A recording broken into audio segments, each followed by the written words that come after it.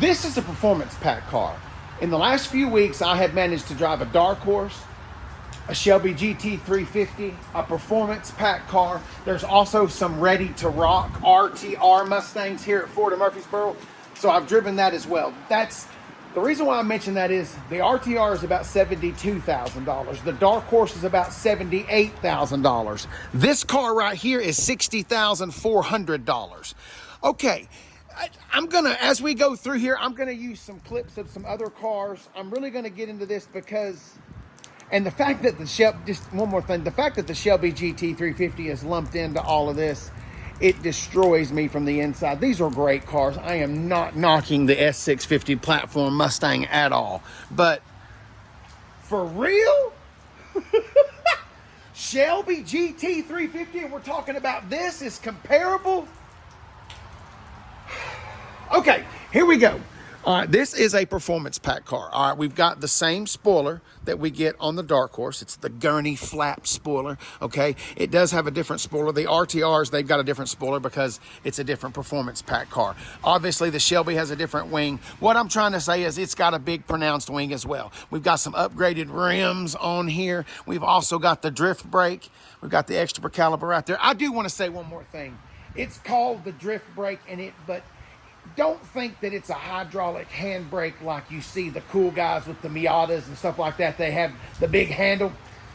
Just, it's okay. It's good, but it's not that good. Anyway, this is a performance pack car. So we've got no more horsepower, but we've got some suspension goodies in there. We've obviously got Recaro seats. This has the 6-speed manual. We've got active exhaust. We've got all the different exhaust modes.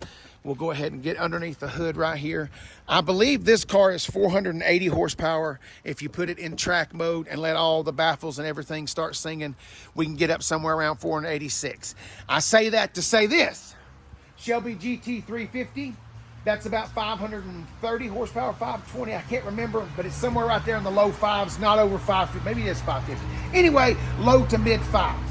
This car is 486 in track mode. Dark Horse, 500.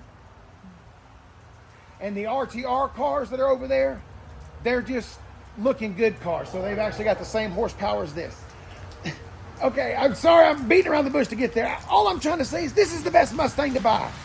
In Performanceville, if you're going past a GT, if you're going past just a stock, regular, whether it's a premium, non-premium Mustang GT, if you start going past that, the Dark Horse runs in about $77,000, $78,000. It's beautiful. It's cool. Casey, the Dark Horse, how dare you? I'm not talking trash about it. I'm not talking trash about it. It's 14 more horsepower than this car. Is the Dark Horse better looking than this car? That's a matter of taste. I can put some stripes on this and get it to be all strapped up. This has Recaros just like the Dark Horse. I've got a manual transmission. That's the same drift brake that goes into the Dark Horse. Now, the RTRs, like I said, that is a 5.0 with a nice little tuxedo on. There could be a suspension piece in there, maybe a coupler or something like that, but nah. Which leaves this for $60,000. I'm sorry, I'm in love with the performance pack cars. The wheels look fantastic. Anyway, I would love to hear what y'all think about it in the comments. Am I on my own boat here?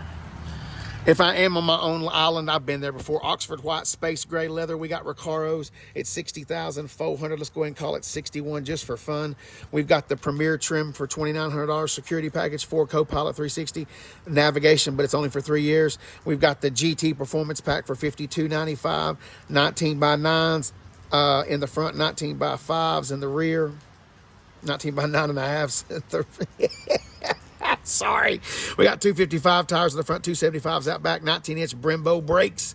We got performance raised wing spoilers at Gurney flap, 373 gears out back, active exhaust. She'll sing. Recaro seats is $2,000. There's no gas guzzler on this. That's something else. The Dark Horse, you have to pay $1,000 gas guzzler tax on this. This car you don't have to. The RTR you don't have to. But the Dark Horse you do. All right. So there we go. The white stitching looks really good. I love that they've carried over the space gray. I shouldn't call it, well, the stitching is white, but this is called space gray. We've got the heated and cooled seats in there. We'll get in there and play with all the dash in a few minutes.